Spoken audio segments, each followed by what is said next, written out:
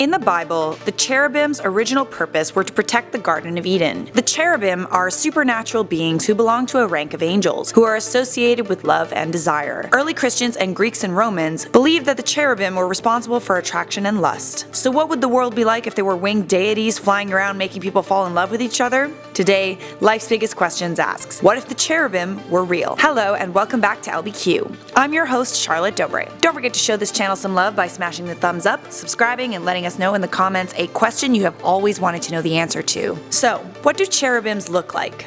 Well, it really depends on who you ask. Jews regarded them as youthful, human figures. Christians believed cherubs had several wings and 4 faces. The 4 faces were a human representing humanity, a lion representing wild animals, an ox representing domestic animals, and an eagle which represented birds. They had straight legs and hooves. Lately though, as in over the last few hundred years, the cherubim are most commonly associated with Cupid.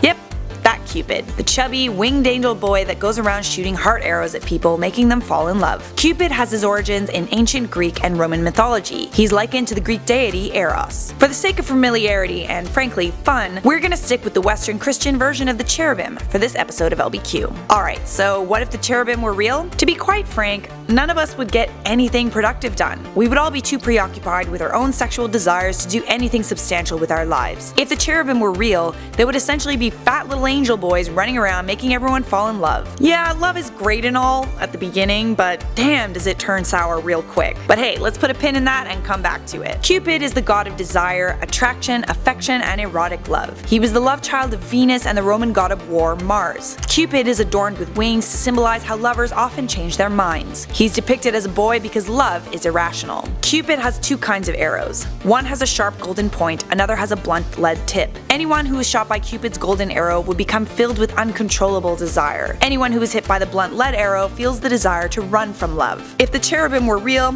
at least you would have someone to blame your cold feet on. They would make you fall in love with pretty much anybody. And yes, that may include people that might seem unattractive at first glance. Shakespeare said it best in A Midsummer Night's Dream. Love looks not with the eyes but with the mind, and therefore is winged Cupid painted blind. At the same time, there would be a lot more homosexuality and acceptance of homosexuality. If everyone was doing it, people can't very well judge others for doing it either. That being said, despite everyone falling in love with each other, man and woman, woman and man, and everything in between, if the cherubim were real, it would pretty much mean terrible things for anyone in a committed relationship. Sure, Hallmark makes Cupid out to be an adorable naked baby for the sake of Valentine's Day, but in actuality, Cupid was kind of a dick. In darker versions of the cherubim, Cupid is often regarded as a demon of fornication. He can be a malicious trickster and is portrayed as naked so as not to conceal his purpose. A famous depiction of Cupid by Lucius Apuleius in The Tale of Cupid and Psyche said that he was rash and hardy, with evil manners, with a contempt for public justice and law, armed with fire and arrows, who ran up and down in the nights from house to house and corrupting lawful marriages of every person. So essentially, Cupid is a sociopath. If the cherubim were real, married couples would cheat on each other all the time, and the divorce rate would skyrocket. There would be a substantial amount of illegitimate children with psychological issues because it's likely at least one of their parents would be absent when they grew up. Also, pretty much everyone would have the clap, or some form of sexually transmitted infection. Yep, the cherubim are love deities, but if they were real, honest, true, forever love would be even more scarce than it is now. Let's just say, it's a good thing that the cherubim aren't real. For now, I'm Charlotte Dobre and you've been watching Life's Biggest Questions. If you enjoyed this video, you'll love our playlist, Biggest What Ifs, clickable on the screen right now. As always, make sure notifications are turned on by clicking the bell, and we'll see you in the next video.